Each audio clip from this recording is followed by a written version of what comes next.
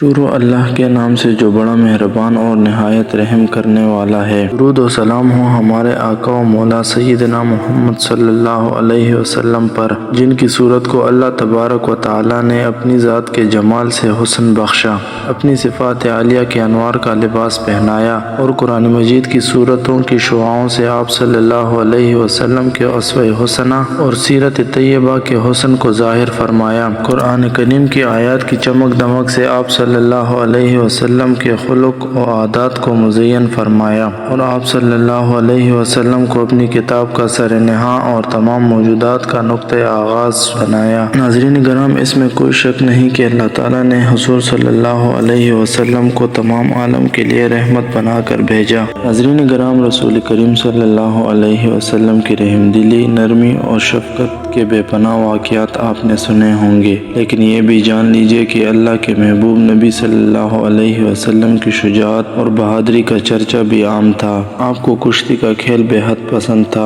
اور اکثر بچوں میں کشتی کے مقابلے بھی کروایا کرتے تھے۔ کشتی میں آپ صلی اللہ علیہ وسلم کی مہارت کا اندازہ اس بات سے لگایا جا سکتا ہے کہ آپ صلی اللہ علیہ وسلم نے عرب کے مشہور باپ بیٹے کو 5 بار کشتی میں چت کیا۔ رکانہ نامی اس پہلوان کی جسمانی طاقت کے بارے میں کہا جاتا تھا کہ وہ اکیلا 200 آدمیوں کا مقابلہ کر کے انہیں پچھاڑ سکتا تھا، لیکن اس نے جناب رسول اللہ صلی اللہ علیہ وسلم سے لگاتار 2 بار شکست کھائی۔ باپ کا حال دیکھ کر بیٹا میدان میں آیا۔ بیٹا بھی ایسا پہلوان تھا کہ اس کو بھی آج تک کسی نے شکست نہیں دی تھی، لیکن رسول اللہ صلی اللہ علیہ وسلم نے بیٹے کو 3 بار چاروں شانے چت کیا۔ سنن ترمذی میں بیان کیا جاتا ہے، ایک روز نبی کریم صلی اللہ علیہ وسلم عرب کے کسی کوہستانی علاقے سے گزر رہے تھے کہ رکانہ سے ملاقات ہو گئی۔ سرور عالم صلی اللہ علیہ وسلم کی یہ عادت مبارکہ تھی کہ جو شخص بھی ملاقات کرتا حضور صلی اللہ علیہ وسلم اس کو اسلام قبول کرنے کی دعوت ضرور دیتے۔ چنانچہ سرکار دو عالم صلی اللہ علیہ وسلم نے رکانہ کو بھی دعوت دی، اے رکانہ، تم بت پرستی سے توبہ کرو اور اللہ تعالیٰ جو وحدہ لا شریک ہے اس پر ایمان لے آؤ۔ تو اس نے کہا، میں ایک شرط پر آپ صلی اللہ علیہ وسلم کی اس دعوت کو قبول کرنے کو تیار ہوں، اگر آپ صلی اللہ علیہ وسلم مجھے پچھاڑ دیں تو میں ایمان لے آؤں گا۔